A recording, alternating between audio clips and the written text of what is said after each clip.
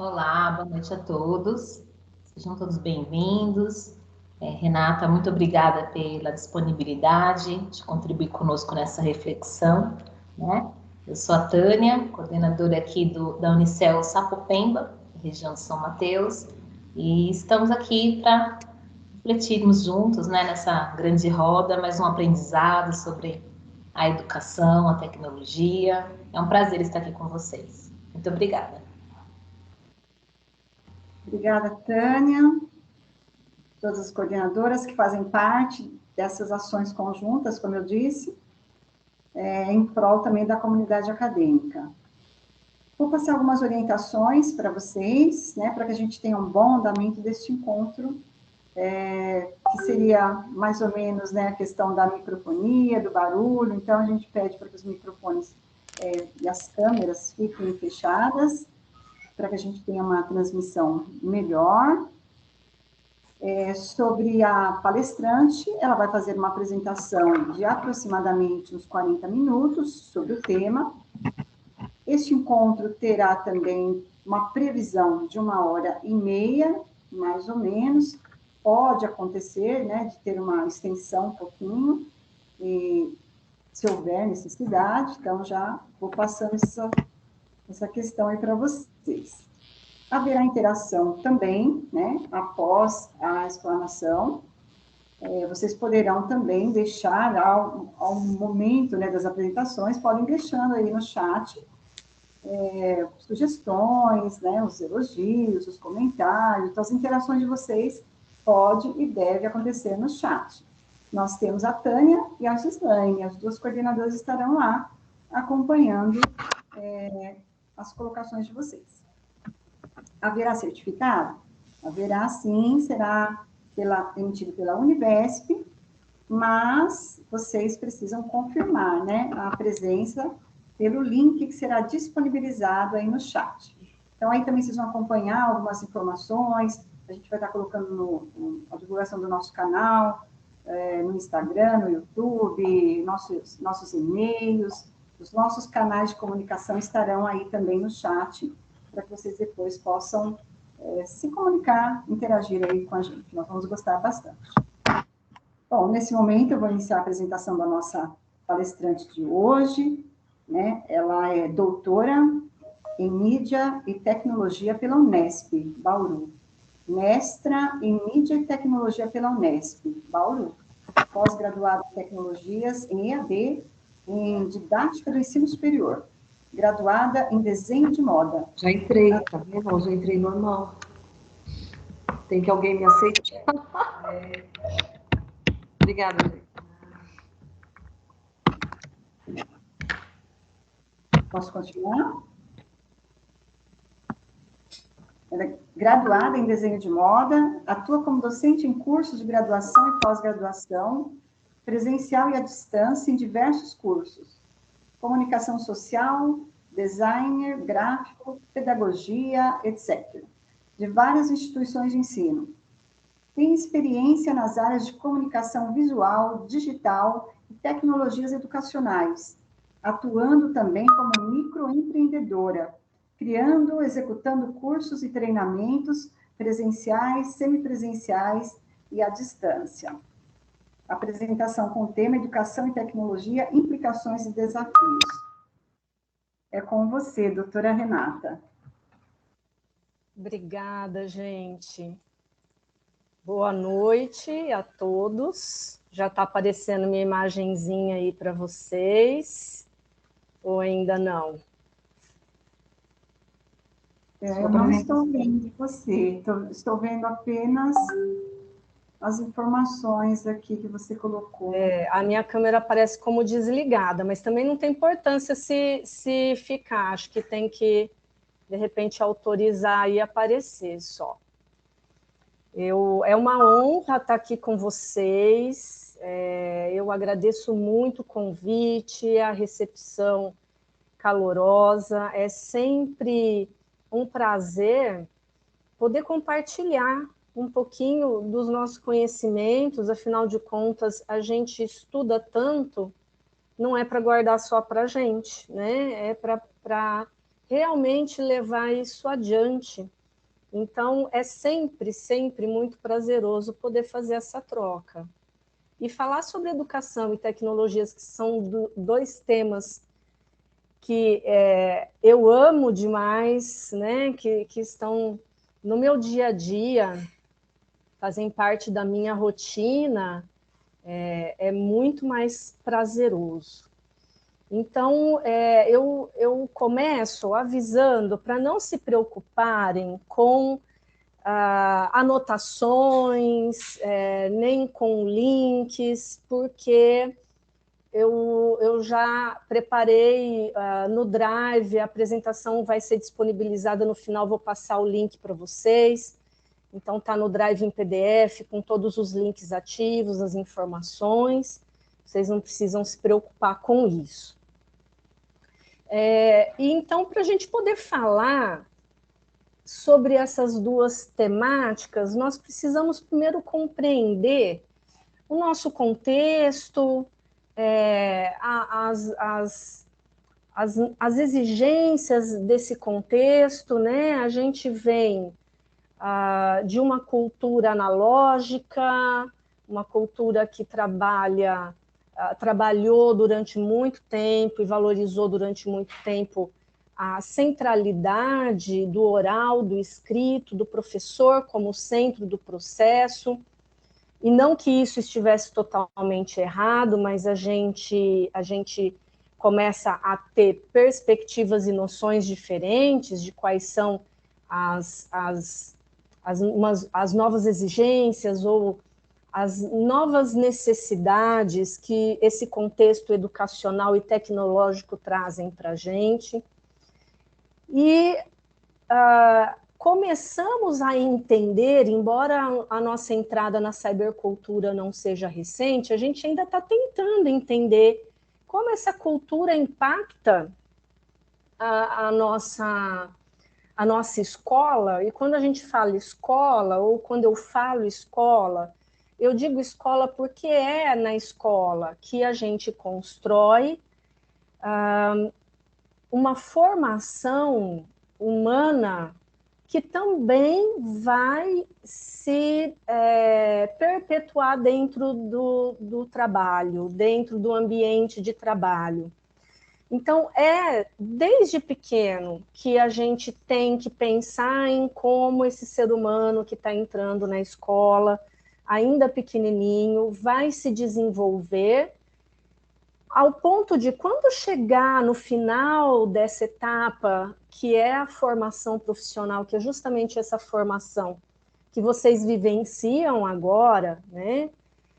Vai conseguir compreender a sua importância no contexto social e desenvolver uma prática no seu trabalho, seja uma prática pedagógica, no caso dos licenciados, ou uma prática tecnológica do ponto de vista dos bacharelados, que seja útil, seja crítica, seja ética em todos os sentidos, né? E aí, então, a gente começa a compreender, dadas essas novas expectativas, que o currículo que a gente tem, ou que a gente tinha e a gente mantém dentro das esferas das instituições de ensino, ela já está bastante obsoleta, defasada, e não atende, não prepara esse aluno para atuar dentro dessa cybercultura, desse ambiente digital que vem tomando as nossas vidas. E isso é uma preocupação que, obviamente, ela já tem entrado dentro dos contextos de uma tentativa de revisão de currículo, tanto que a gente pode ver nas nossas organizações que já existe muito debate, muita reflexão, a tentativa de mudar a perspectiva analógica para incluir um pensamento mais digital, e a gente tem trabalhado fortemente para que isso seja de fato valorizado, né? E com isso a gente precisa entender que não basta a gente, ou não adianta nada a gente trabalhar esse currículo da educação básica se a gente não trabalhar uma revisão muito bem pensada na formação dos professores. E justamente é esse o foco das licenciaturas. Mas não só nas licenciaturas, porque as pessoas que trabalham, que desenvolvem as tecnologias, elas são igualmente importantes, porque as tecnologias elas acabam sendo necessárias dentro do processo educacional, dentro da sala de aula, dentro da formação dos professores. Então, quando a gente se depara aí com a BNCC, ou o currículo paulista, ou qualquer outro currículo que tem tentado repensar essas demandas da formação, vamos colocar aí primeiro da formação das crianças, a gente tem a dificuldade de conseguir levar isso adiante, muitas das vezes, porque os professores não têm o preparo para lidar com isso, né? Não que não tenha que haver uma preocupação com a educação das crianças, mas de nada adianta a gente se preocupar com as crianças se a gente não se preocupar com a ponta do processo, que é ali a pessoa que prepara a aula, que escolhe a mídia, que desenvolve as metodologias com uso de tecnologias, porque senão não adianta você ter investimento, ter a mídia dentro da sala de aula, ter tudo pronto para trabalhar e não ter um professor preparado, consciente da sua importância nesse processo, porque a tecnologia não vai fazer nada sozinha, né? Não vai. E todos esses currículos, pensando mais amplamente, se a gente for colocar aí no contexto da BNCC, por exemplo, nós vemos que existe uma elaboração de uma ideia, que a gente tem que trabalhar com as metodologias ativas, que a gente tem que trabalhar com as mídias, que a gente tem que desenvolver competências para trabalhar com esse universo digital, né? E desde antes, lá do início desse nosso século, a gente já tem Delors pensando nos pilares da educação para o século XXI, e nós já estamos em 2021, 21 anos lutando, tentando, escorregando nesse contexto, e a gente sabe bem que não adianta a gente ter as leis, ter os currículos, ter os projetos, e a gente não conseguir formar professores engajados, aptos e com essas habilidades. Quando a gente exige nesses currículos uma habilidade que seja desenvolvida com o aluno, com a criança, com o jovem, com o adolescente, com o jovem adulto no ensino superior, a gente tem que oferecer para o professor a mesma formação. A gente tem que se preocupar com a mesma exigência na formação desse professor. E provavelmente, eu vou deixar aqui a dúvida, é justo nesse contexto que a gente está errando. Porque quando a gente tem um professor consciente e preparado para esse contexto, nós compreendemos que existem muitas formas de desenvolver essas práticas sem que a gente fique esperando um milagre cair do céu de uma parceria, um investimento, uma política pública para trazer a tecnologia para dentro da sala de aula. Então, enquanto a gente fica esperando que os outros responsáveis, que são responsáveis, venham com as soluções, a gente está perdendo muito tempo. Por isso, quando a gente está exigindo do aluno todas essas habilidades, a gente tem que pensar que essas exigências elas vão respaldar, vão cair no professor de qualquer forma. Primeiro, porque a gente não ensina aquilo que a gente não aprendeu. Isso é fato. Então, nós precisamos lembrar sempre que se eu quero ensinar algo, eu tenho que aprender primeiro. O que eu tenho que aprender primeiro, então? Essa criatividade que estão exigindo que eu ensine para o meu aluno, eu tenho que ser criativa primeiro, eu tenho que ter pensamento crítico primeiro, eu tenho que saber lidar com as tecnologias primeiro. Todas? Não, impossível, gente. Hoje em dia é humanamente impossível saber lidar com todas. Mas, para vocês entenderem o grau de dificuldade e o grau de exigência e de pressão que a gente tem sentido dentro dessa cybercultura, eu preparei essa simples listinha aí de quais são as exigências que a gente tem dentro do mercado educacional, seja ele na escola pública ou privada, e que acaba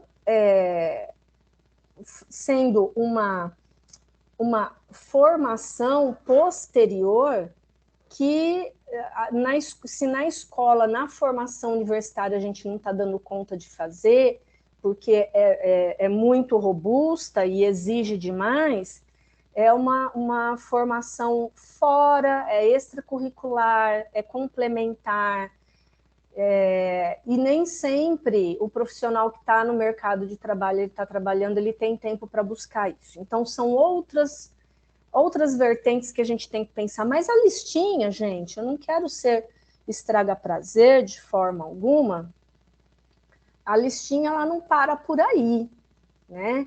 Essas competências e essas exigências da cybercultura, então vamos deixar bem claro que essas exigências elas não são exigências da área educacional ou tecnológica apenas. Ela é uma exigência do mercado de trabalho dentro do contexto da cybercultura, né? Eu costumo recordar que quando eu comecei a trabalhar, meu primeiro emprego foi numa clínica odontológica, todo o registro de pacientes era feito manual, era escrito à mão, eram fichinhas escritas à mão que a gente organizava numa caixinha de madeira, né? Então, qual era a exigência formativa naquele momento lá, 1988, tá? Era ser alfabetizado e letrado. A gente tinha que saber ler e escrever para poder preencher as fichas. O paciente chegava, você pedia lá nome, endereço, telefone, que eram 4 dígitos do telefone naquela época ainda, estava mudando para 5, 6. Então, era uma exigência simples. Hoje, se você vai, se eu fosse começar nessa mesma área de atuação e fosse contratada para trabalhar numa clínica odontológica, o mínimo que eu deveria saber, além do letramento da língua materna, é trabalhar com editores de texto, as planilhas. Por quê? Porque todo o controle das clínicas é feito digitalmente, é feito por meio de controle digital, com softwares, às vezes, especializados de CRM para controle de cadastro, de clientes e pacientes. E isso é uma realidade que, se você chega lá e você fala, eu não sei trabalhar com Word, eu não sei usar, não sei navegar na internet, né? O ET hoje em dia é essa pessoa. Então, não importa qual a área de atuação que a gente tem atualmente, nós estamos sempre, digamos assim, sendo puxados, sendo arrastados por essas exigências da cybercultura em todos os contextos profissionais. Então, não adianta falar, eu não quero ser mais professor e eu não quero mais trabalhar com tecnologia, porque as exigências são muitas. Não adianta, para qualquer lugar que a gente tentar correr, a gente não vai escapar da tecnologia. E a nossa listinha continua aí, por vários itens. Eu reforço sempre que muitas dessas tecnologias, gente, que a gente encontra hoje dentro do mercado de trabalho e também no mercado educacional, que eles não foram desenvolvidos especificamente para a educação. Uma delas, por exemplo, a realidade virtual e aumentada, né? Em muitas das tecnologias que a gente tem hoje, a gente adaptou e usa dentro da sala de aula, elas vieram para outras áreas, para outras dinâmicas.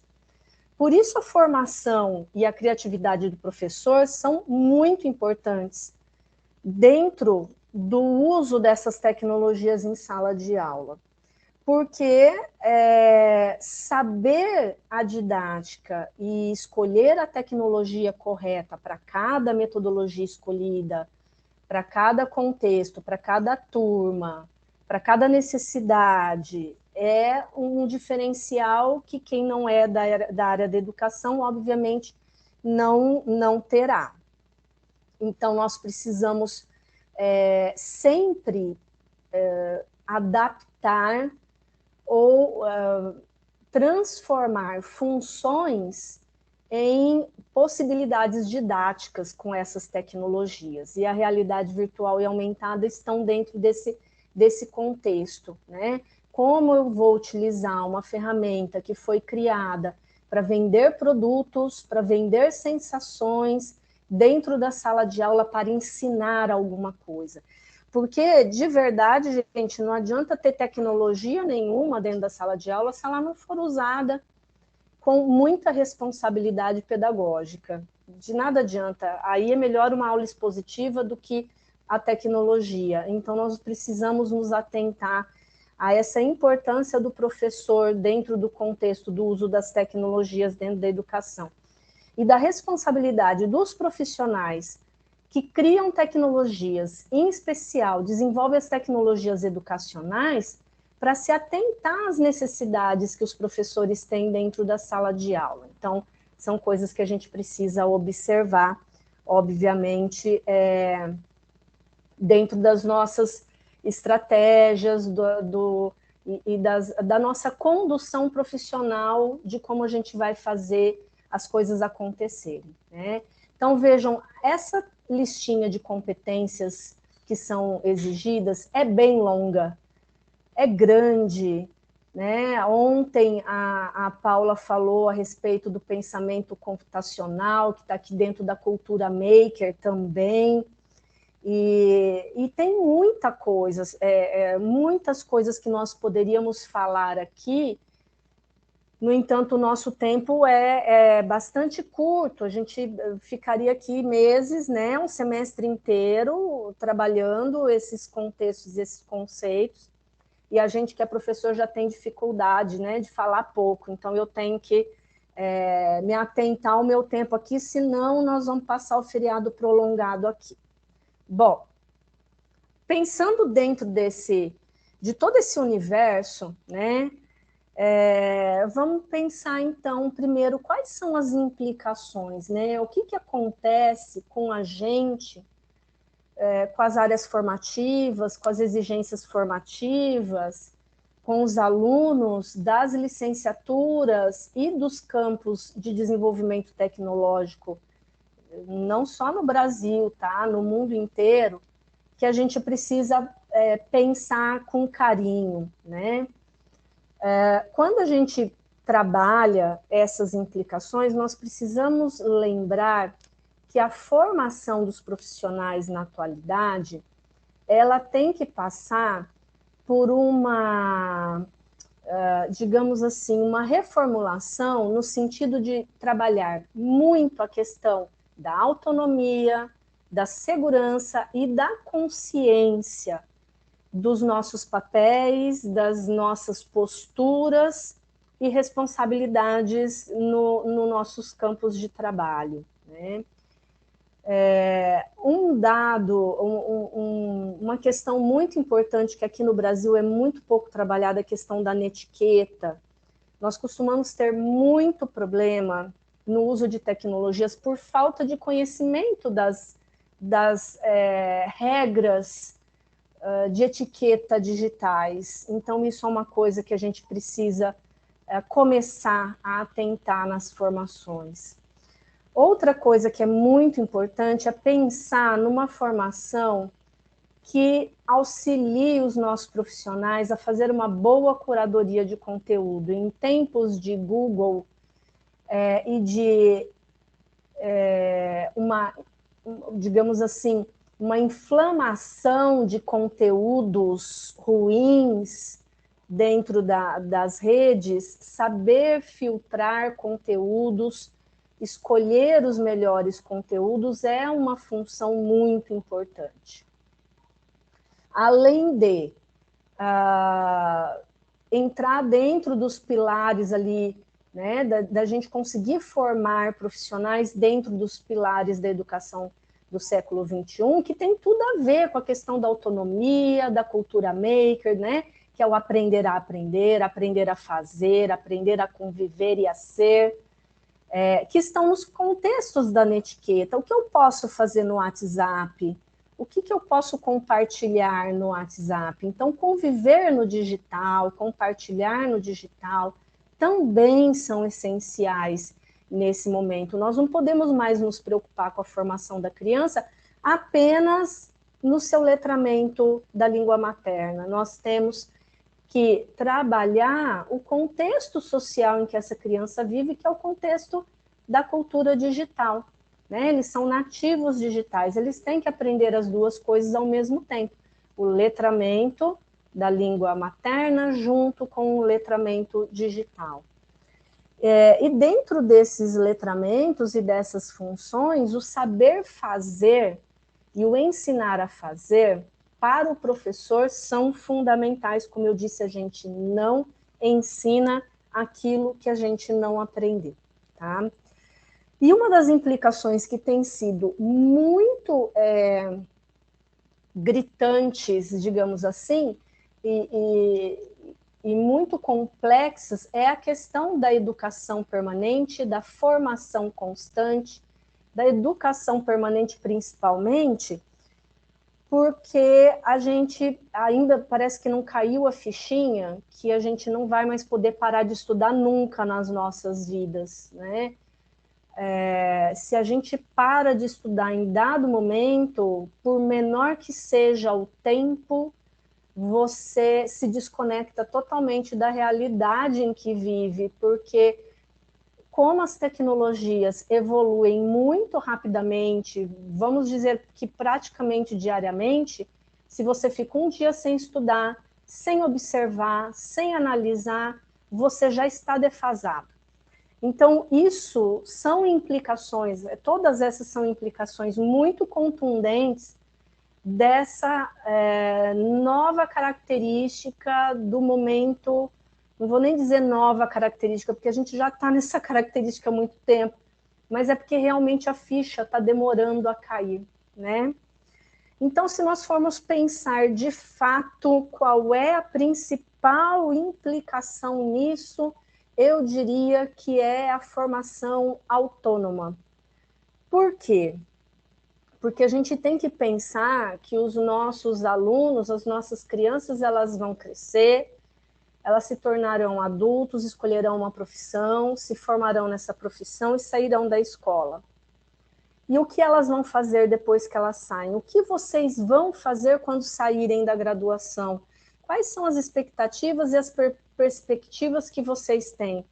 Então, vocês vão entender a importância da autonomia, dessa autonomia que eu estou falando, muito provavelmente, quando vocês se formarem e tiverem que escolher um curso de formação continuada, escolher uma pós-graduação, um mestrado, um doutorado, para que área ir, no que focar no dia a dia dos seus estudos, em como aprender a fazer algo sem ter tempo para aprender, sem ter tempo suficiente, porque a gente obviamente, que já começou a perceber que o tempo de hoje não é igual ao tempo que a gente tinha 30, 40 anos atrás.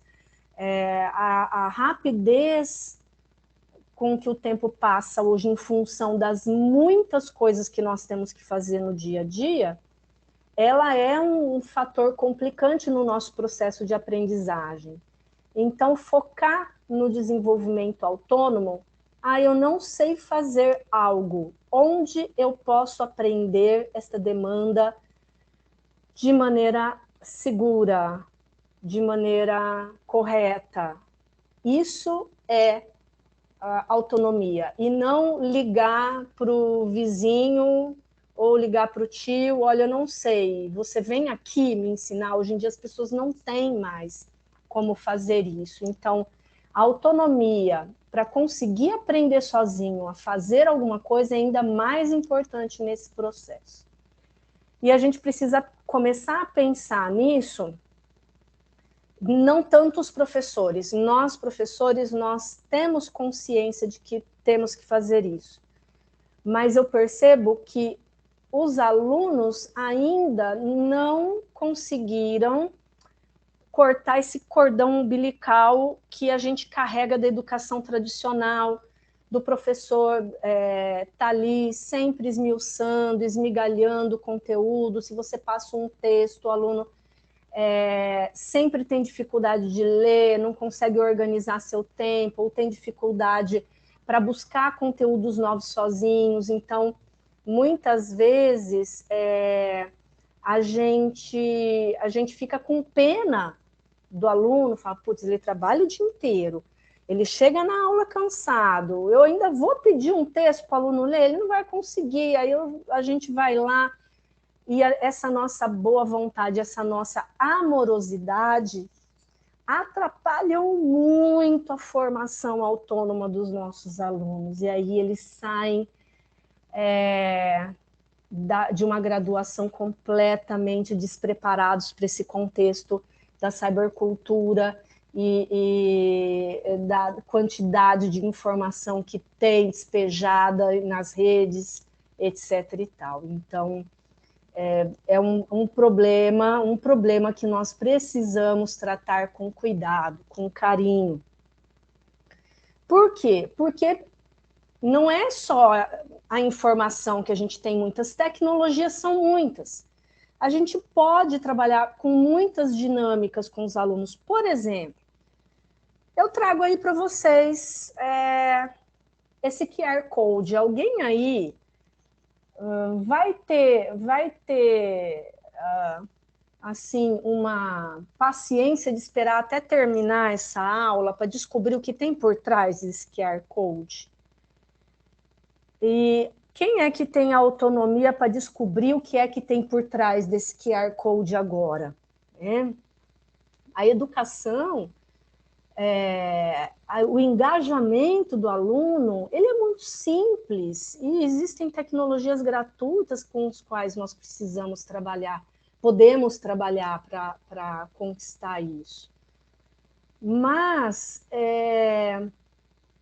o professor com autonomia e o aluno sem autonomia, ou um sem o outro, as coisas não funcionam. Gostou do sorrisão, Paula? Eu acho linda essa fotografia, eu amo essa foto. Porque é um animal bem expressivo, né? É muito expressivo, né? Tipo, o meu recado para vocês né? Se vocês não estão gostando dessa aula, olhem para essa fotografia que vocês vão gostar. Né? De alguma forma vão sorrir. Então, essas implicações do como fazer, o que fazer, quando a gente chega na sala de aula, às vezes a gente tem que aprender sozinho mesmo, a gente não vai ter mais o suporte, né, do professor ali. E eu trago aí alguns outros exemplos dessas tecnologias que não foram criadas para o universo educacional, mas que já foram adaptadas para esse universo, para vocês terem uma ideia de quanta coisa a gente pode fazer com baixo custo, né, e que estão aí ao nosso dispor. Google Cardboard ou os óculos de realidade virtual já são utilizados até na área da saúde, por exemplo, para você distrair uma criança enquanto está aplicando uma vacina nela e ela nem sente a vacina. Imagina você usando corretamente isso na área educacional, a realidade aumentada, onde você coloca qualquer objeto, aí eu coloquei o homem vitruviano em cima da minha mesa de trabalho, e os aplicativos das áreas de química, física, biologia de realidade aumentada são maravilhosos. Então, são simuladores magníficos para a gente trabalhar, contextualizar e trazer aquilo que a gente não tem dentro dos laboratórios das escolas por falta de investimento, com tecnologias muito simples. Esse óculos do Google, por exemplo, a gente consegue montar ele com papelão em casa. Deixei aí o link da planta para vocês, ou vocês podem comprar o óculos já recortado, desmontado para montar com os alunos, em torno de 15 a 20 reais cada óculos. Não precisa ter um por aluno, vocês podem trabalhar em grupos. Então, soluções a gente tem, várias, tá? E a gente precisa entender somente o que fazer com elas dentro da sala de aula. O momento mais esperado das aulas de realidade aumentada com as minhas alunas da pedagogia é o momento em que elas querem tentar acariciar os dinossauros que eu coloco dentro da sala de aula. Então, elas ficam lá tentando, de toda forma,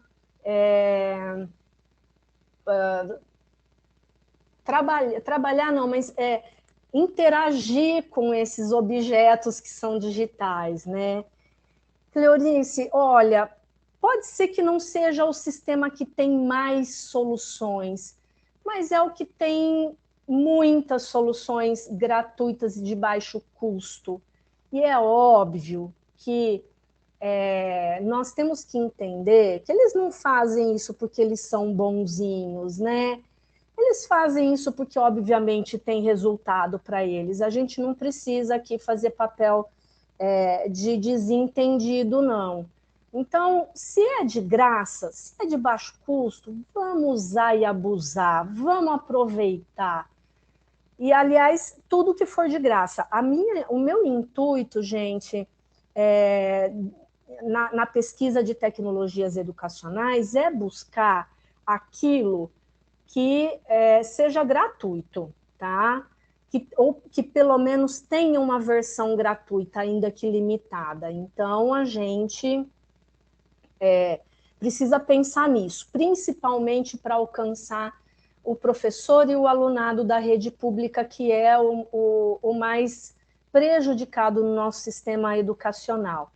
E a gente tem aqui opções que a gente pode trabalhar, né, com um único celular. A gente consegue trabalhar a realidade aumentada dentro da sala de aula.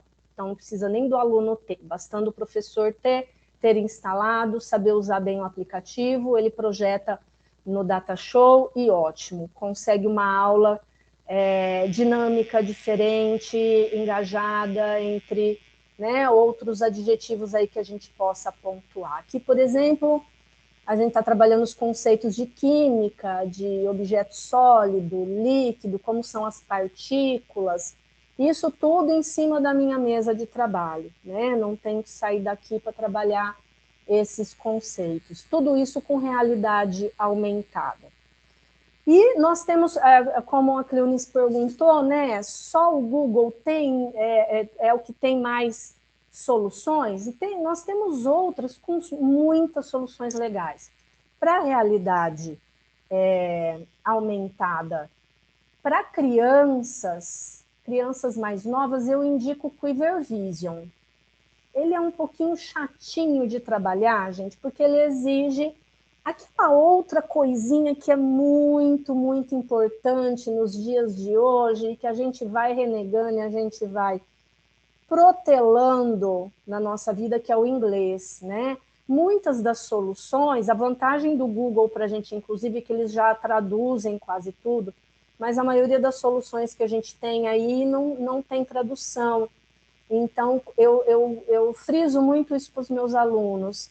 Uma das implicações também do trabalhar com educação e tecnologias é a necessidade do inglês, tá? É fundamental. E não precisa ser formado na escola mais cara, mais top do universo. E nem precisa de uma escola. Eu costumo contar para os meus alunos que eu sempre gostei muito do inglês. Eu tive a sorte, eu sei que eu fui privilegiada, e eu tive a sorte de ter muitos tios professores de inglês.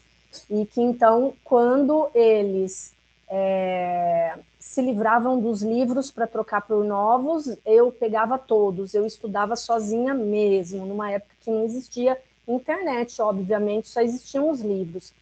Mas a gente tem que saber o básico do inglês para poder trabalhar com essas tecnologias.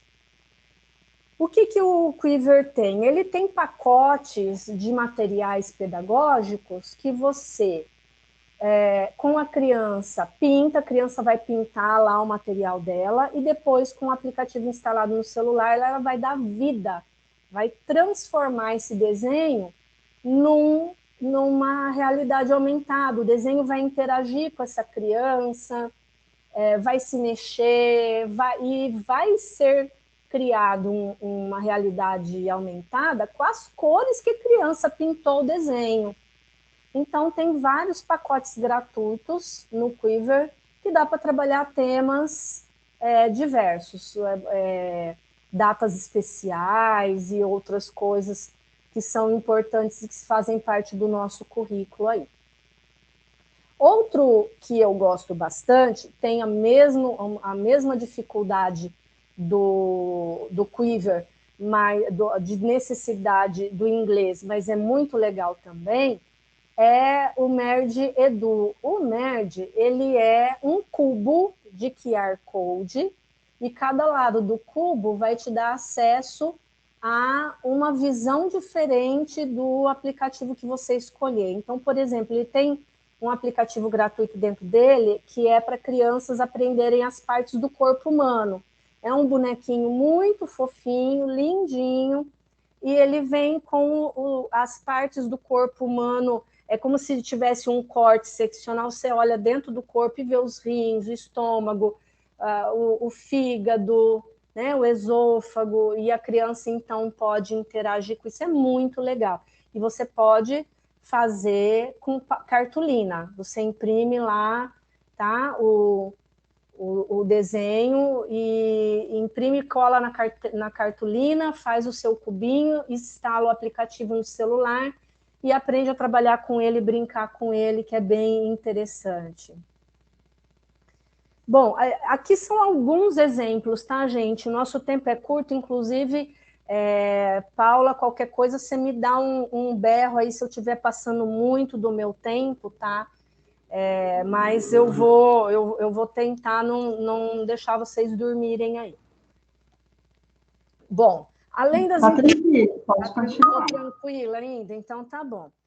A gente, então, passando pelas implicações, vamos entender quais são os desafios que a gente tem dessa vivência da cultura digital com relação aos estudantes, às exigências do mercado e outras vertentes que a gente pode colocar aí, né? Tudo isso que a gente viu, essas possibilidades, essas tecnologias, obviamente que elas exigem uma formação diferenciada para nós, professores, e também para os alunos que no futuro terão que lidar com essas tecnologias.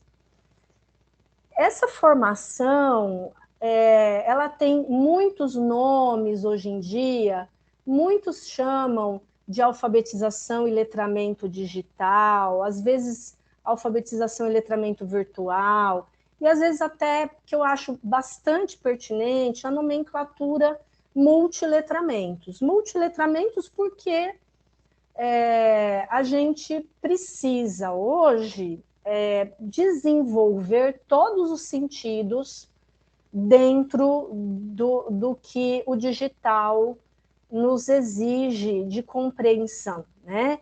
Porque é outro ambiente, são outras plataformas, são outros contextos, são outras realidades de mundo, como diria Paulo Freire, né? E quando a gente está falando em letramento, a gente não está falando em simplesmente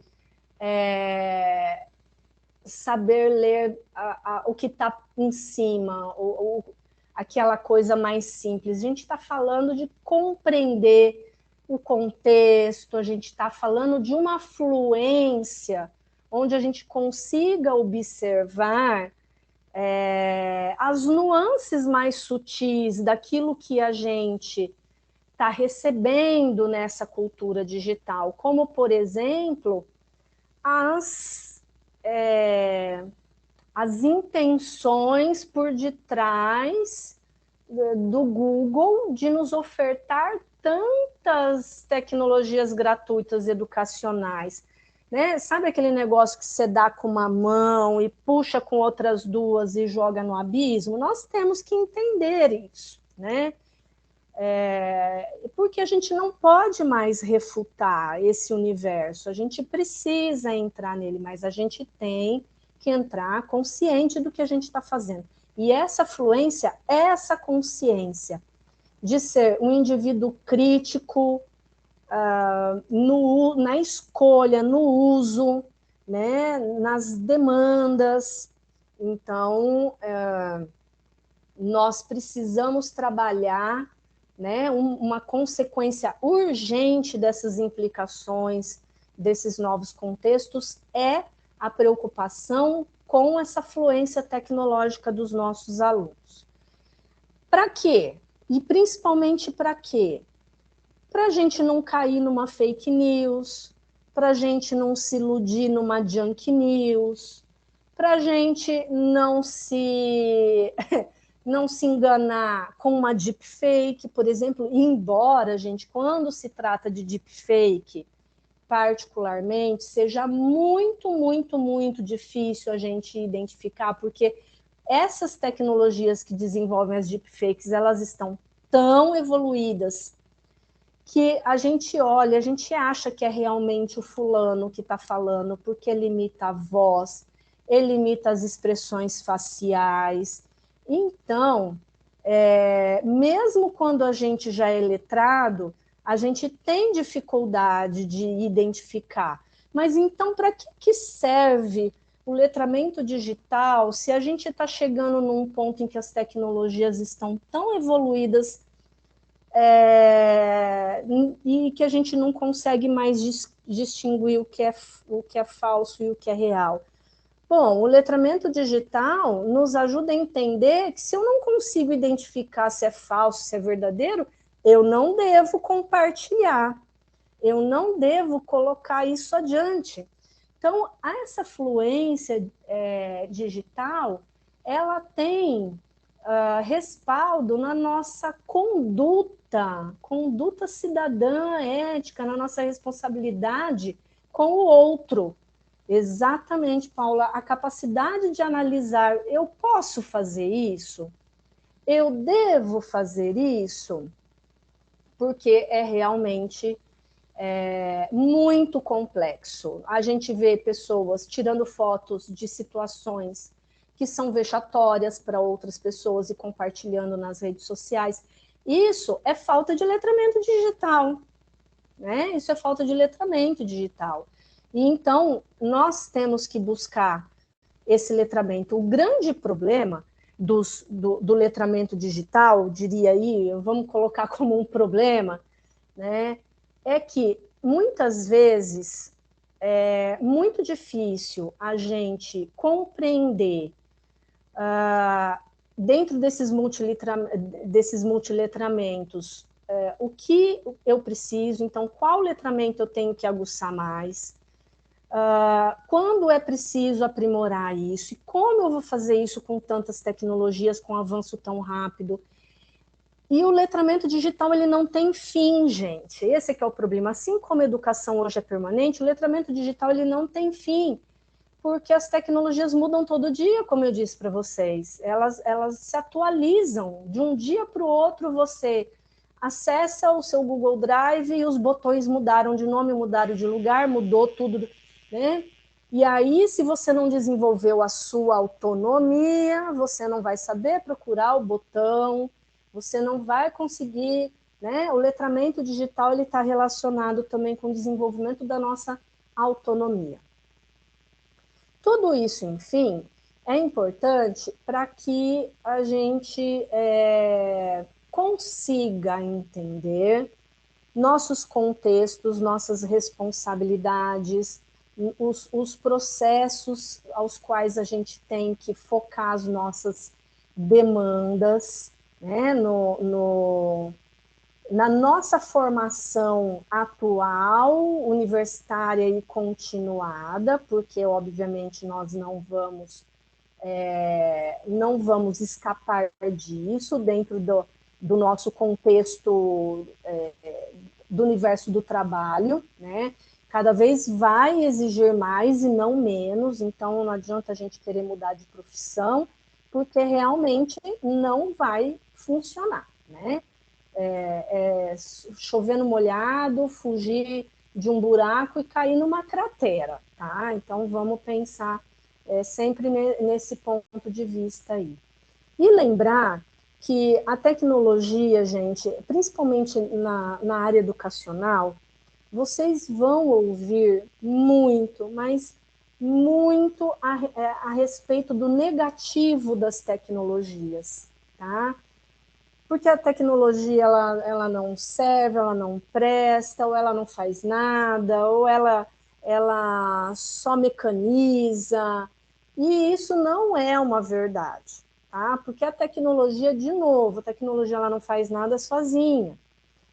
E qualquer tecnologia que a gente tenha à nossa disposição, primeiro ela foi feita por um ser humano, desenvolvida por um ser humano, para que outro ser humano use. Então nós temos que lembrar e sempre reforçar a importância da humanização na utilização das tecnologias. Isso é uma missão educacional que nós precisamos colocar dentro dos nossos contextos formativos dos futuros profissionais, né? O uso errado de uma tecnologia, ele vai atingir outro ser humano imediatamente. Então, isto é uma responsabilidade que nós precisamos trabalhar, tá?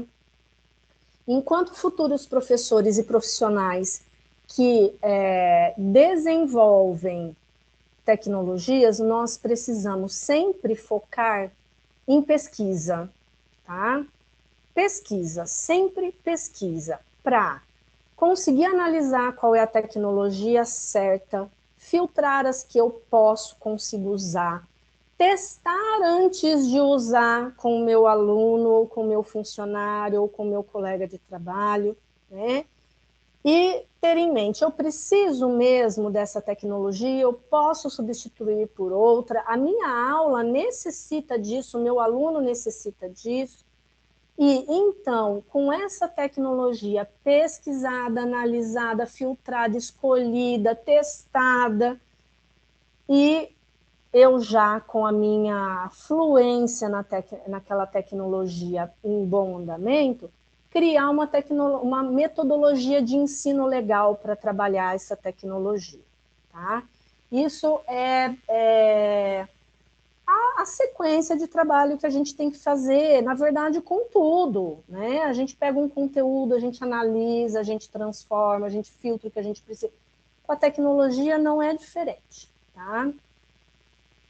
É sempre importante reforçar. Toda tecnologia nova que a gente for conhecer, a gente tem que utilizar, a gente tem que usar, a gente tem que testar. Ah, mas com quem que eu vou testar? Bom, aqui em casa as minhas cobaias eram meus filhos, né? Sempre os meus filhos. Então, às vezes a gente tem um sobrinho, um parente mais próximo, alguém com quem a gente pode vislumbrar se aquilo vai dar certo ou não. Olha, a interação rolou aqui, vamos lá. Então, vou levar para a sala de aula e vamos lá. E é sempre importante também realçar que muitas vezes a gente escolhe a metodologia errada para a tecnologia certa. Então, às vezes, o problema não está na escolha da tecnologia, e sim na nossa escolha metodológica, e a gente tem que saber analisar e diferenciar, distinguir isso, tá? E aí entra a nossa autonomia, o nosso letramento digital, a nossa fluência tecnológica. Por isso, gente, não desistam na primeira tentativa. Não desistam na primeira tecnologia, nem na primeira metodologia. Às vezes era a turma que não se adaptou, é a turma que você escolheu que não se adaptou à metodologia ou à tecnologia, então, e a gente vai aprendendo, tudo uma questão de experiência. As primeiras experiências com as primeiras tecnologias que eu fiz nem sempre deram certo. Hoje eu já sei como eu vou orientar o meu aluno a fazer X, Y e Z. Eu já sei onde ele vai ter dificuldade ou não. Então, a gente aprende também com os nossos erros. Se a gente não aprender com os nossos erros, a gente pode, né? Pelo amor de Deus, não tem o que fazer. Então, vamos lá. Para a gente começar a finalizar a nossa conversa, eu trouxe algumas diquinhas aqui de onde vocês podem buscar esses letramentos, essa fluência tecnológica, essas tecnologias que vão fazer a diferença para vocês enquanto alunos e futuros profissionais, tá? Uma tecnologia legal aí, para quem não conhece, é do Google. O Google comprou, não era deles, o Google comprou o AutoDraw, que é uma tecnologia que tem a inteligência artificial por trás do desenho, então você rabisca qualquer coisa lá e clica na ferramenta de AutoDraw, que é o desenho automático. Ele vai tentar adivinhar o que você estava querendo desenhar. Então, se era uma lupa, se era uma barraca, e ele já te dá as opções, você clica e ele desenha para você automaticamente. Isso para o trabalho do professor é perfeito, fazer atividade para os alunos, né? Tem gente que fala, eu sou professora de ciências, não sou professora de educação artística. Então, tá, tem o AutoDraw para trabalhar aí. Banco de objetos educacionais, que contém vídeos, áudios, imagens, jogos, tudo que vocês podem imaginar aí para melhorar o conteúdo das aulas. Então, esse é o banco do MEC, que é de acesso livre e gratuito. O portal Escola Digital, que além de objetos educacionais, também é igual o banco do MEC, ele ainda oferece formações para letramento digital de professores e equipes gestoras de escolas, tudo gratuitamente, então vale a pena conhecer. Para a área de matemática, o Portal Mais, ele possui jogos bem legais para ensino fundamental e médio, e os jogos eles são classificados por níveis fácil, intermediário, difícil. Então, para quem tem dificuldade de trabalhar com recursos da área da matemática, que geralmente é o que menos tem, Portal Mais tem bastante coisa legal. O Portal Colaborando, que é uma parceria entre a Faber-Castell e pesquisadores de algumas universidades, em especial da USP, é uma plataforma colaborativa de troca de objetos educacionais entre professores. E tem bastante coisa legal lá. Você pode tanto colocar seus objetos lá, como pegar objetos de outros professores para utilizar nas suas aulas. A equipe do Redu é um projeto colaborativo também que trabalha com objetos educacionais, desenvolvimento de objetos educacionais de áreas diversas. Então, é uma comunidade onde a gente tem uma troca entre professores bem legal e dá para aprender bastante coisa. O Rived é a plataforma de objetos educacionais da Unesp, então os resultados das pesquisas científicas de mestrado, doutorado, iniciação científica vão para essa plataforma, e tem também objetos educacionais de todas as áreas e em todos os formatos, vídeos, jogos, etc, etc. Vale a pena conhecer esses portais. Muito importante que a gente se dê conta que se a gente quer ser um professor transformador, a gente precisa entrar e vivenciar o universo do nosso aluno, a cultura do nosso aluno. A gente até pode ser imigrante digital, mas a gente está vivendo na cybercultura. O nosso aluno é nativo digital. Então, é responsabilidade nossa estudar os contextos e trazer educação para dentro do contexto do nosso aluno, tá? O que tem de professor fazendo um trabalho excepcional no TikTok é maravilhoso. Então, fica aí um convite para que a gente comece a repensar as nossas atuações, tá? O nosso contexto aí. Estou deixando uma listinha, mais uma listinha de repositórios com objetos de aprendizagem para deixar as aulas de vocês top, top, top. E para quem quiser saber mais sobre letramento digital, estou deixando um link também do meu livro e vou deixar no chat para vocês o link do projeto, que é o site do projeto que foi resultado da minha dissertação do mestrado, que foi sobre letramento digital. E também vou deixar para vocês aí o link de um outro projeto meu, que é resultado agora da tese do doutorado também, que é o projeto Link, Clique e Aprenda, que reúne materiais para ajudar os professores nesse universo de encontrar. É um referatório, na verdade, não é um repositório, é um referatório de objetos de aprendizagem, para que vocês possam se valer desse universo aí. E eu deixo vocês à vontade agora para a gente fazer um bate-papo, tirar dúvidas, aprofundar mais alguma coisa que eu não tenha dito, que tenha ficado para trás. O link está aí para vocês baixarem o material lá no Drive, o URL curto lá em cima, e eu deixo também um QR Code do Spotify aí quando tiverem um tempinho para ouvir essa playlist, é muito linda. Muito, muito obrigada, gente, pelo convite, pela recepção, pela atenção.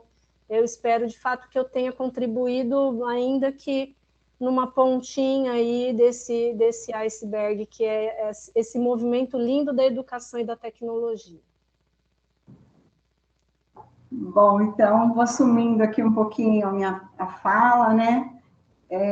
Uma sexta-feira que realmente podemos confirmar que foi um grande ganho para todos nós, né?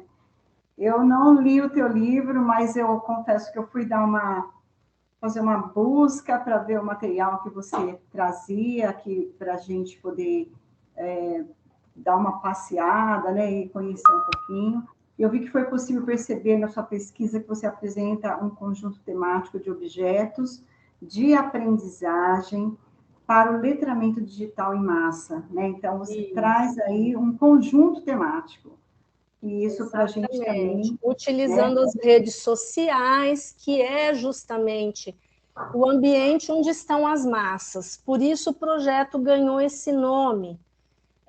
Tanto por ser uma tentativa de comunicação e educação em massa, utilizando também o duplo sentido da palavra massa para nós aqui no Brasil, que a gente fala, nossa, isso é muito massa, né? Então, foi uma tentativa de trazer esse duplo sentido aí da comunicação de massa e de ser algo legal a trabalhar.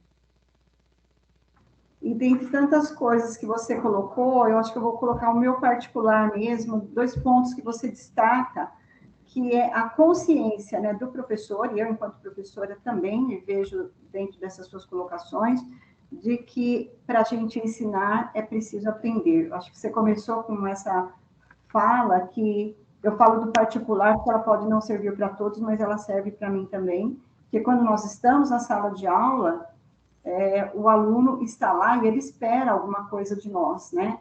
Exato. E a outra coisa importante que você coloca é que essa tecnologia que está aí posta para nós, a gente precisa muito dessas formações. Então, o primeiro ponto que eu acho importante é a questão da consciência, né, que você colocou. Eu tenho que ter essa consciência de que o que está posto, e eu quero ser professora, para mim ensinar, eu preciso aprender. Então, é até uma certa humildade da gente reconhecer as mudanças e as transformações que estão aí.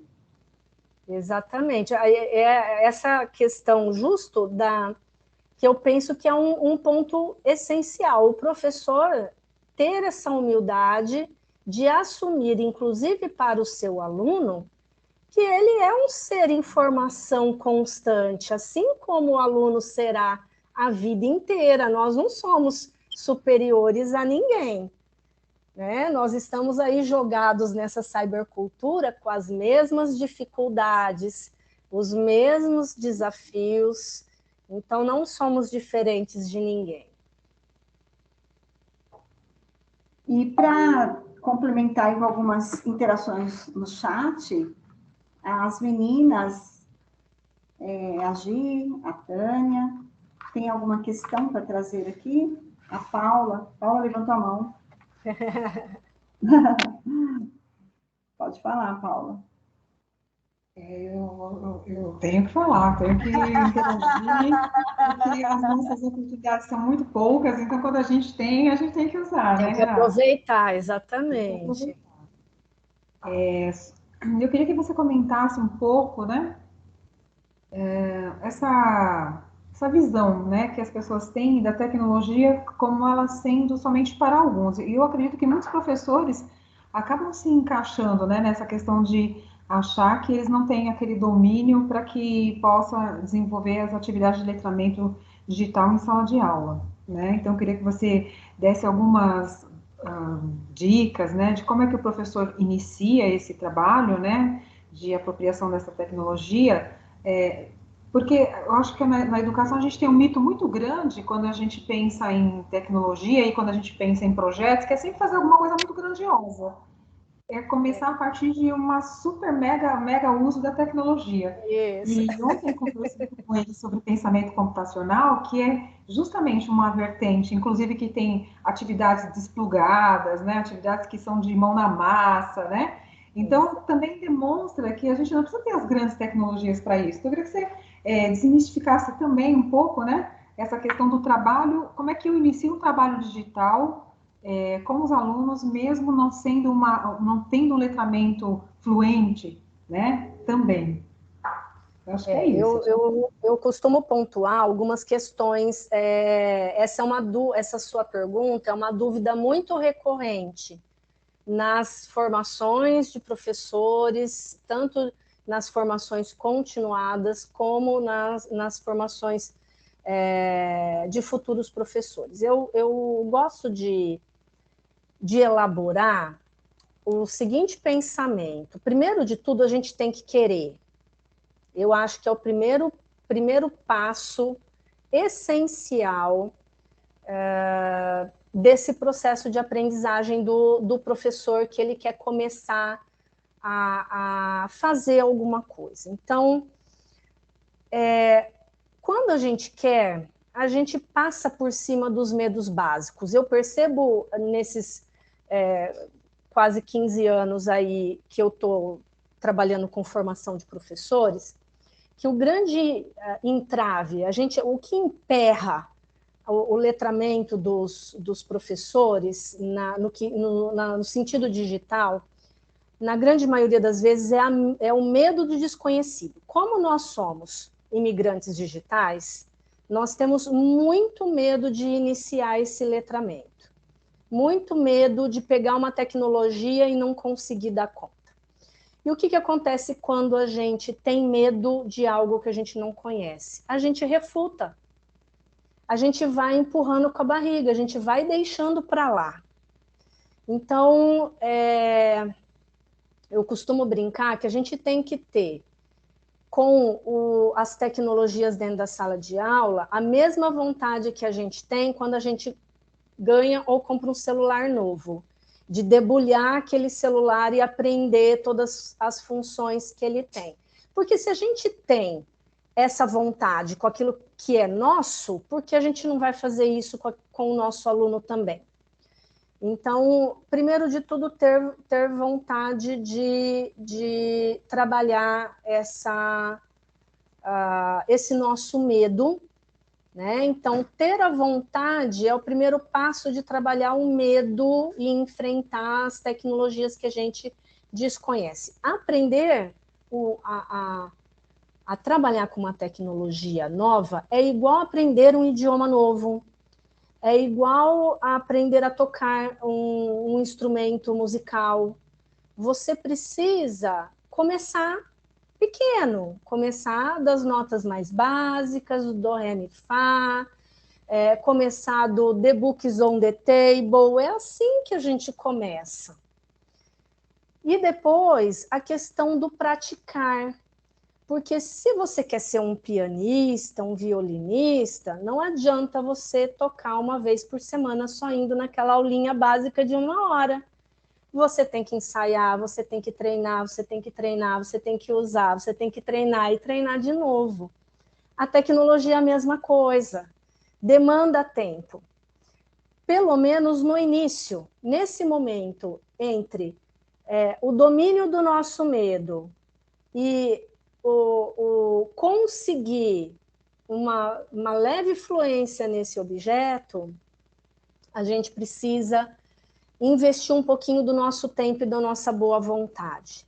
Depois vem o momento da satisfação e do prazer, e a gente pensa assim, nossa, como que eu fiquei tanto tempo sem essa tecnologia na minha aula? Ou quanto tempo eu perdi fazendo a média de nota dos meus alunos no caderninho, enquanto eu podia fazer no Excel. Então, a gente precisa começar a entender, principalmente nós professores, que esse investimento de tempo no início dessa fluência, ele vai ser recompensado por qualidade de vida, porque vai sobrar mais tempo para a gente depois passear, se divertir, descansar, vai melhorar a qualidade do nosso trabalho. Então, os benefícios eles são muito maiores do que esse investimento que nós vamos demandar no início do trabalho. Outra questão então, primeiro, perder esse medo e ter vontade de começar. A outra questão que eu costumo realçar use tecnologias que te deixem confortável. Escolha tecnologias que você acredita que sejam essenciais. Você não vai conseguir conhecer todas, nem eu consigo. Nem eu que trabalho com isso, estudo isso todo dia, consigo conhecer todas. Então, estar confortável na escolha e no uso da tecnologia é muito importante. Não existe, como eu disse, uma tecnologia certa e uma tecnologia errada. Ela vai se encaixar bem de acordo com o modelo, o estilo do professor, o estilo da turma, o estilo da disciplina. Então, percebeu que aquela tecnologia ela não está fluindo bem, parte para outra, não vai perder mais tempo com isso. É a mesma coisa. Eu tinha um costume, um hábito, que eu achava que era o correto. Eu, quando começava a ler um livro, mesmo que eu não gostasse do livro, eu não conseguia parar de ler. Eu não conseguia começar outro se eu não terminasse aquele. Mesmo forçada, eu tinha que terminar de ler. Aí, na primeira pós-graduação que eu fiz, encontrei com uma professora da área da literatura, e ela falou uma coisa numa aula que me deixou totalmente desconcertada. Ela falou, gente, por que a gente insiste em terminar de ler um livro que não está sendo confortável para nós? Que não está sendo útil, que não está sendo agradável, que a gente está fazendo isso com desgosto. Parte para o outro. Eu falei, gente, eu fiz a vida inteira errado, pelo amor de Deus. Então, hoje eu vejo que com tecnologia é a mesma coisa. Nós precisamos compreender que esse exercício é um exercício pessoal. Ele vem de dentro para fora, nenhum professor vai conseguir fazer isso de forma forçada. É uma necessidade entender o contexto, as realidades e a nossa responsabilidade na formação dos futuros profissionais. Se nós não fizermos isso por nós, pela nossa qualidade de vida, pela qualidade do nosso trabalho, pelos nossos momentos de descanso que vão aumentar, nós temos que fazer isso pelo nosso aluno, que é a nossa prioridade aí também. Então, a gente tem que pensar nessas possibilidades. Acredito que são caminhos possíveis para pensarmos nessa urgência do letramento para professores.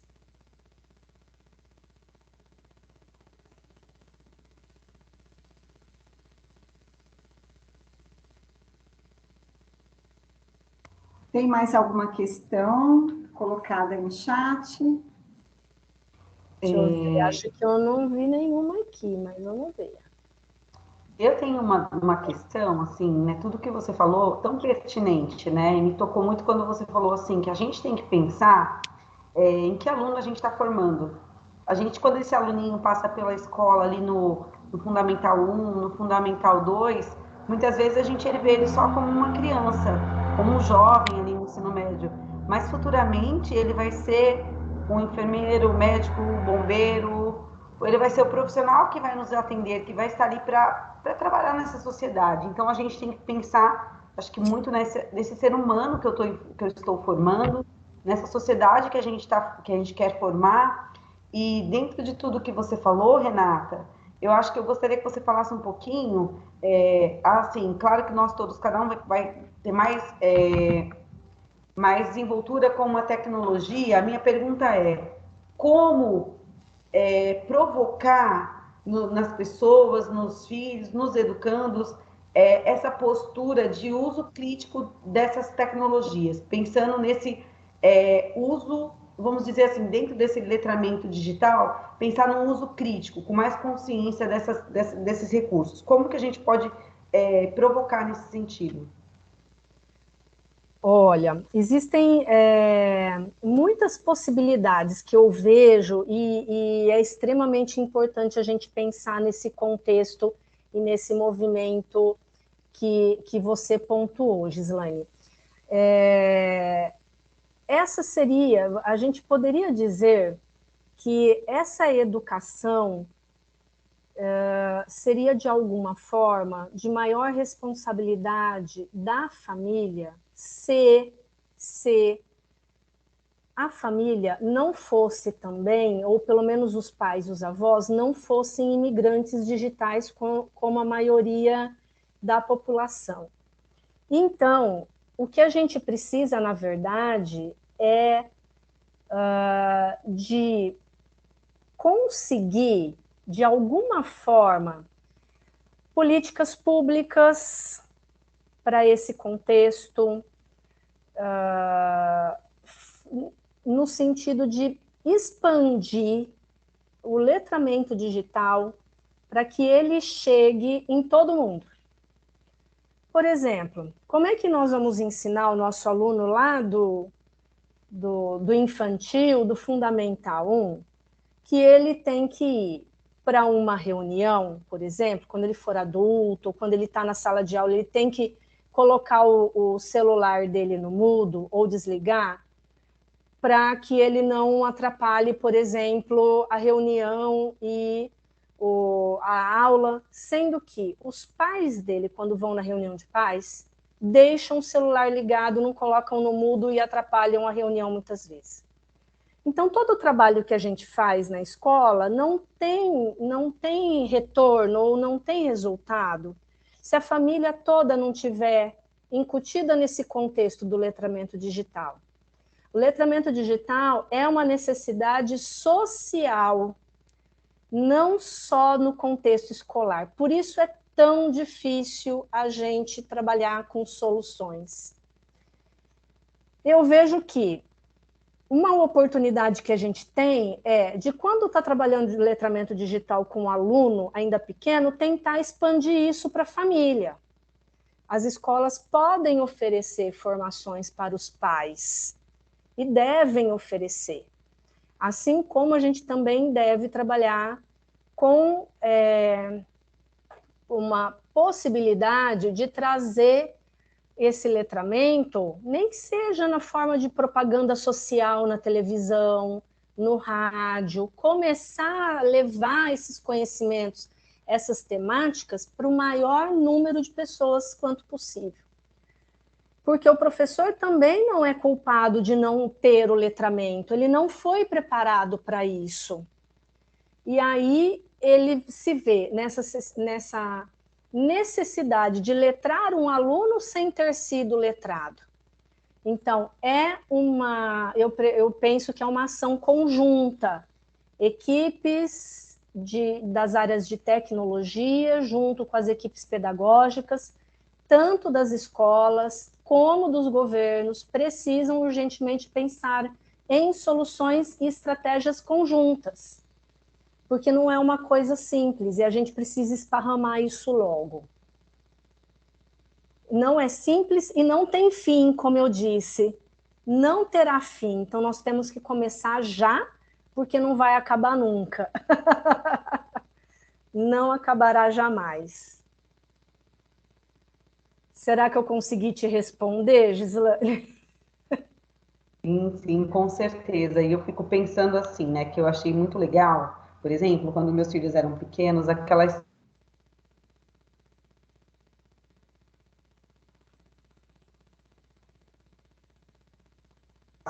porque eu acho que a gente começa a incentivar uma prática permitindo que ela ocorra, né? Então, assim, eu fiquei pensando, de repente, se daqui a um tempo nós tivermos, por exemplo, tablets na escola, para propor desde o SEI uma atividade, por exemplo, de assistir um vídeo e aí a gente manda esse tablet para casa, por exemplo. Né? Eu fiquei viajando aqui na maionese, mas você respondeu sim. Muito obrigada por todas as suas contribuições.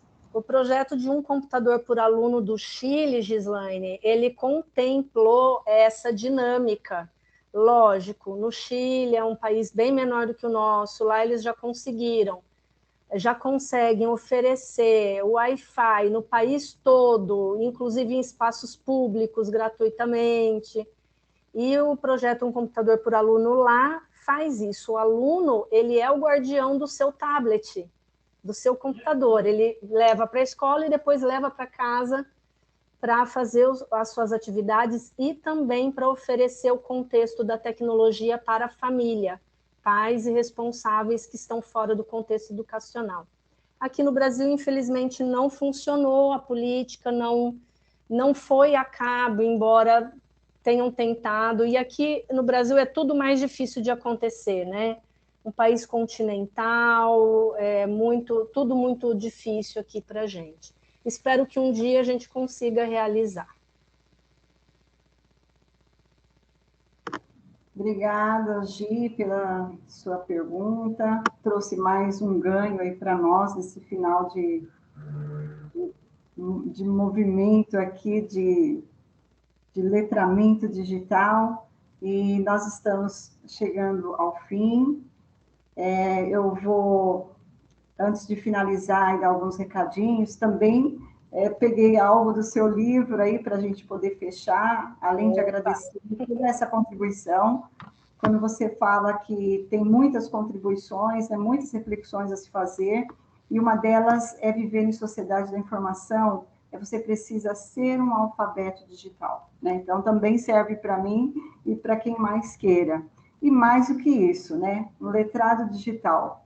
Aprender a ler é conquistar possibilidades. E por aí vai, né? Outras colocações que você faz que são muito importantes no seu trabalho, na sua pesquisa.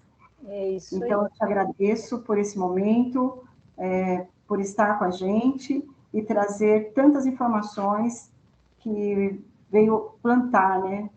Veio semear, veio fazer com que a gente tivesse mais curiosidade sobre os temas que, de repente, a gente não tenha tanto conhecimento, ou alguns tenham e queiram um pouco mais do que tem. Te agradeço, espero que você aceite outros convites nossos. Eu que agradeço, estou à disposição dos alunos também, se precisarem entrar em contato, vocês, sempre que precisarem, é só me chamar, sempre um prazer. Muito obrigada, Renata. Então, já estamos chegando neste final deste evento, agradeço as coordenadoras por esse trabalho, né, acontecer nessas 2 noites, é uma ação conjunta, não é de uma coordenadora, não é de um polo, são 5 polos envolvidos, e nós deixamos algumas informações aí no chat para vocês, caso queiram também entrar em contato, né, com a nossa palestrante de hoje, vocês podem entrar no nosso canal de comunicação, pode mandar e-mails para nós. Então, está aí no chat a divulgação do Instagram, da Adressa Mateus, @polos, unicel, _sm. Também divulgamos o canal do YouTube, Unicels SM, e nosso unicelsm@gmail, nossos e-mails estão abertos para que a gente possa manter aí o contato com vocês. A Paulinha quer falar alguma coisa antes da gente finalizar. Eu quero só lembrar que a gente sempre faz uma foto oficial no fim do evento, né? Legal. Quiser, então, abrir a sua câmera, né, para que a gente possa fazer a foto. Acho que, Renata, eu não consegui achar a tua câmera aqui. Você está assim, como se você tivesse entrado sem câmera. Então, mas ela tá ligada aqui, tá como se não tivesse permissão aí. Deixa eu desligar e ligar ela de novo. Se parar a apresentação também, acho que pode dar uma, né? Ó, ela não tá habilitando. A minha também não está habilitada para entrar, para ligar. Não, mas as configurações da reunião estão para todos os participantes estarem com as câmeras. É estranho, né? Eu não consigo, ele não aparece opção para mim aqui. É quando entra, né? É quando entra que Renata, quando você entrou, tinha câmera. Estava ligado, e depois ela desabilitou sozinha e não deixou mais eu habilitar.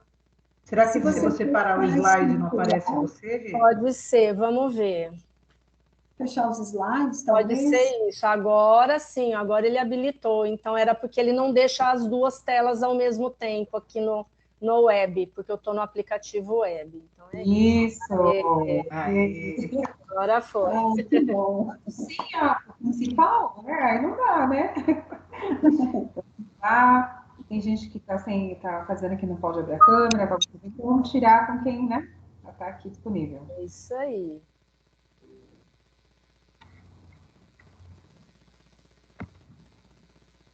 Feito.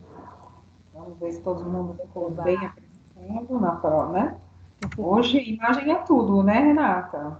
Com certeza. Nessa sociedade, imagem é tudo. Ficamos lindos. Todos lindos. Somos lindos. Somos todos lindos. Uma noite muito boa. Uma noite de aprendizagem. Obrigada. Gratidão, tá? Eu que agradeço, viu, gente? Bom feriado prolongado para todos vocês. Obrigada. Muito obrigada. Para todos que estiveram com a gente. Boa noite, bom fim de semana. Boa noite, bom final de semana, bom feriado. Muito obrigada.